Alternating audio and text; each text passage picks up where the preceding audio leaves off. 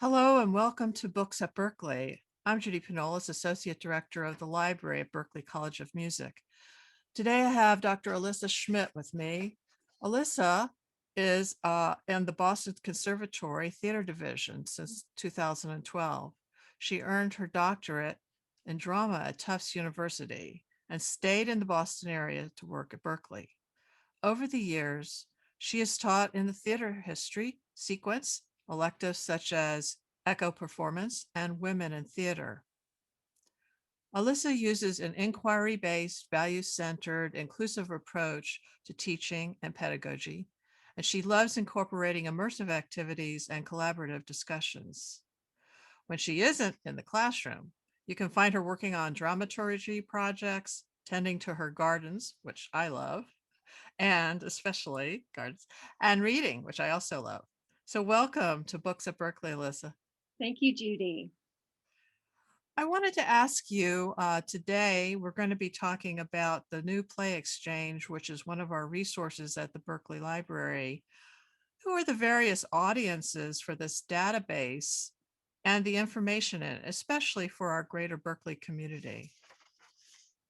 So when the site premiered in 2015, the new Play Exchange was described as a crowdsourced, open access database of plays, playwrights, and producers built for everyone who makes, looks for, and loves new work for the theater. And it was really designed as a tool for students, audiences, and new play lovers everywhere to access new work, as well as creating a service for organizations so that they can let playwrights know what they're looking to read, develop, and to produce. So it came out of self-described hundreds of conversations about how the submission model was really broken in literary offices, and that people were filling their offices and building furniture out of unread scripts, and playwrights were waiting years to hear back about plays that they knew were perfect for these different theaters. And so among these debates that were raging on about submission policies, by playwrights, by academics, by artistic staffs of organizations, everyone agreed that something needed to change. So the information creates radical and more equitable accessibility for new work all across the globe. And it's ever expanding. There's actually a button you can press to add a location. So anyone can put their work and their name as a playwright or a dramaturg on this website. That's really exciting. It's also exciting to learn that it's sourced by all the community, so you're getting firsthand information. In terms of our library subscription to the new Play Exchange, what can students find in it? So the New Play Exchange, or NPX, as it's often called, is easily accessible through the library's A to Z online databases under N. So students and teachers can use the tool's robust search engine to find certain new plays or writers that they're seeking by name. And they can search based on an incredibly vast and specific number of search functions. I'll give you just a few examples. Demographics of playwrights or of characters in plays. Individual users can also recommend work to others. So if we do that, it would be the person speaking for Berklee as a whole. So I'm not sure that function is activated through our account, but we can each read recommendations from other users, and that includes other playwrights, directors, and dramaturgs. So Mm. you can actually follow NPX at NewPlayX at Twitter. And they recently announced just a few days ago that the 40,000th script was just Wow. added to the NPX library. And that means that there's an average of one recommendation per play on the website, which is amazing. I think the way they described it in a recent tweet was the abundant generosity of our readers seems to be keeping pace with the astounding creativity of our writers. And I'm mentioning Twitter because there is actually so much to follow there in terms of the development of the database. You can find homepage curated lists on the New Play Exchange, which are often by subject matter. So for example, there are stories about climate change, Jewish history, Afrofuturism, or by roles available to actors, such as roles for BIPOC young folks, or for the AAPI community, or for gender diversified casts. So the Twitter account also occasionally crowdsources readers to curate such lists. And their latest call, for example, was for readers to explore the offerings and develop a list around plays about immigrant families and plays about American classism. So that provides an opportunity also for both teachers and students to actively participate in that crowdsourced aspect of the database. I was curious, do you know if it started in 2015, um, how, and it's called the New Play Exchange, which it is, all these current plays that are happening now, do you know that if people have retroactively put in or retrospectively put in older plays, or individuals who were writers put in some of their older works that came before 2015? That's a good question, and my knowledge isn't exhaustive about that, but certainly anyone who joined um, 2015 or following could go back and add their former work. Not Oh, every okay. single play is available for full download. So, for example, if I'm a playwright who's been writing since the turn of the 21st century, I would be probably focused most on curating and making my newer scripts more available, either in samples or a full downloadable script, with the goal of getting an audience, starting with that reading audience and hopefully moving toward a reading or a full production somewhere. Does that make So sense? this, yes, this is really getting the word out within the community, within the theater community, to each other and all the people who were involved in theater. Um, and on that level, I'm wondering, can a student find some great material to use for a class or an audition that they would find comfortable, be comfortable with in this database? Absolutely. When it comes to those search functions, the search engine and characteristics that can be delimited are absolutely extraordinary.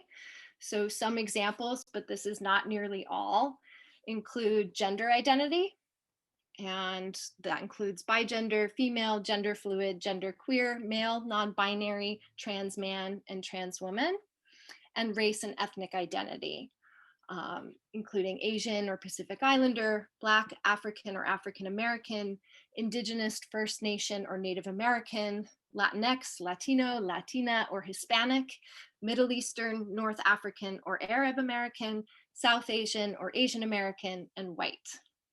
So that's just some of them. So for both playwrights and the That's a lot. content, and that exists for both playwrights and the content of or intended community for their work.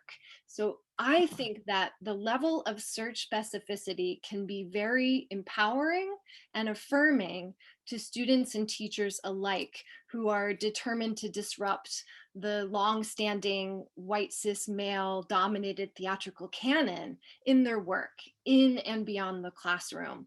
So this can in particular provide choices for students within our Black, Indigenous, and person of color communities who are not served really well, for example, by print anthologies that have dominated circulation since about 1970, when that kind of material started to be compiled and more published. That tide is really shifting, but in terms of print publication, often BIPOC authored work has been published in several anthologies that may not be as accessible within our current collection. So this is a database that normalizes true diversity and inclusion rather than treating the work of BIPOC people as token examples or hard to find. So Right. that play information that I talked about can be delimited also by length, age appropriation, genre, key subject matter, and script availability. So I mentioned that not every script is available in full, but so many of them include samples. So a student could very quickly and economically get a sense of whether or not to reach out to a particular playwright, for example, which has been my common approach to kind of find someone who I'm clearly drawn to in many ways and reach out and forge that connection that way. And then in terms of auditions, NPX provides an amazing opportunity to mix it up from the same old kind of overused pieces, especially for contemporary auditions. So there's a search function for cast size. So one recommendation I've given some students in the past is to limit to short one-person plays, and many of them have found actually unique monologues through that route. If you do explore it for that kind of material to use in class or an audition, I recommend you write down what you search so you can try something different the next time. Mhm. Yeah, this is really great because it sounds like this kind of database is really going to help our community reach our goals of being more inclusive in all sorts of ways in underrepresented groups. And that sounds really positive. I wondered also what sorts of things we can learn about. You mentioned about the ethnicity and gender and different ways of people being identified that way. But what other kinds of ways that can we learn about the contemporary playwrights or theater makers using this database? Are there other factors involved? Absolutely. I think a more subtle but really powerful facet of the site is it keeps track of whether or not a work has been produced, and if so, where. So I think this both implicitly and explicitly encourages attention for new work that is not necessarily getting attention for potentially no other reason than lack of access. So, having worked as a script reader and a freelance dramaturg for over 10 years, I can tell you that it is so wonderful to, for example, to be able to recommend a play that might not have ended up as part of a certain company's season, but absolutely deserves recognition and production. Right. So maybe not perfect for that company season, but these companies are forging relationships with each other, and dramaturgs across the nation and the globe are talking to each other. And so it really feeds into theater's nature as a collaborative art form and a reciprocal one. And the connection between show and organization, I think, also really helps students and teachers alike track the professional theater landscape and think about what choices are leaders making, what new play organizations are supporting what kind of work, and who is producing work that speaks directly to their community. So I remember a light bulb going off for me probably about 6 months into using NPX that playwrights are people, that NPX gave me a context in which I started to get more confident and bold about reaching out to playwrights whom I simply admired, whose values I shared. And I encourage students and other teachers to do the same. Well, that's terrific. I was wondering if you could share with us maybe an example or show or tell our viewers a way that you've used this particular database for your class. Sure. So most recently, I wanted to start Theater History 2 with a kind of lightning breakout room activity in which everybody would read a different play. So Wow. how do you make that a short activity? So I went to NPX and I was able to find ample options of 1 to 5 minute pieces, Hmm. many of which were topical, locally authored, or had ambient concerns and movements that speak to today, such as Black Lives Matter, the effects of the pandemic and isolation, and living in the Anthropocene. So, beyond the accessibility of the pieces in terms of length, it was also a really great reminder to us all that theater can take many forms and is vital, even if it's not immediately being produced on a stage. That is such a good reminder. And I also appreciate you mentioning the fact that it has so many topical issues that are used in these plays and that these are the the information and the basis for so many of these new works coming out are so relevant to people and their lives right now. And that's really a wonderful thing to have a database that's so up to date and so current and so relevant to our community. So Absolutely. How theater is a collaborative art form and how the site honors that. So, as a reader interacting with the site, you can put your needs and values into action. And the search function invites intersectionality to the center as much as you choose to center it. So, for example, so long as you make some thoughtful choices, the results are not going to be white cis male authored by default. So the site truly celebrates normalizing diversity. that's a wonderful thing, and it's great to know that these library resources are so relevant to the values that we really hold dear and express in our community. It's really nice to know that this is backed up in so many different and diverse ways. That's really great to know. So thank you so much for talking a little bit about this. If you have any other comments or things you'd like to share about the database, um, it sounds really exciting for students or really anyone who wants to just read plays. You don't even have to be in a theater class. You just want to know what's going on in the theater world. It sounds really like something that could be very useful to anybody.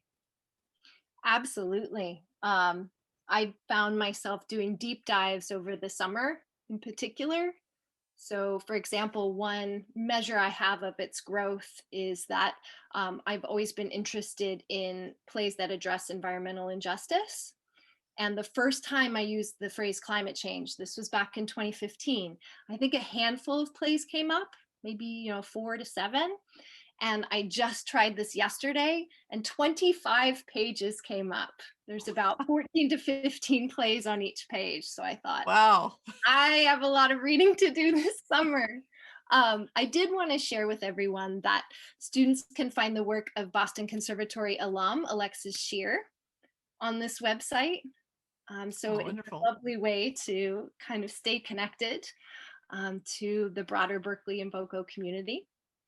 Um, and I think it's just an absolutely marvelous tool for students to be able to go a bit beyond what they can find in print and do so obviously inexpensively. It's free. And teachers can find wonderful ways to start small, maybe start by swapping something out based on genre. I don't think I spoke to, but I adore the various delimitations along the lines of genre. Some of my favorite are adaptation. So, right, if you've gotten stuck in a rut with a particular play, you can find all kinds of playwrights across the globe who have treated a piece through their own lived experience, through their own lens. Fable and folktale, immersive, parody and spoof. There's even a romantic comedy button. So, got everything. That's wonderful. I mean, it just is so broad and so comprehensive. Uh, it just sounds like you could just spend enormous amounts of time digging into that and having fun doing it. Absolutely. Thank you so much again. This has been such an eye opener, and I'm sure that our viewers will be really excited to dig into New Play Exchange. And thank you for coming and talking to Books at Berklee. You're welcome. Thank you, Judy.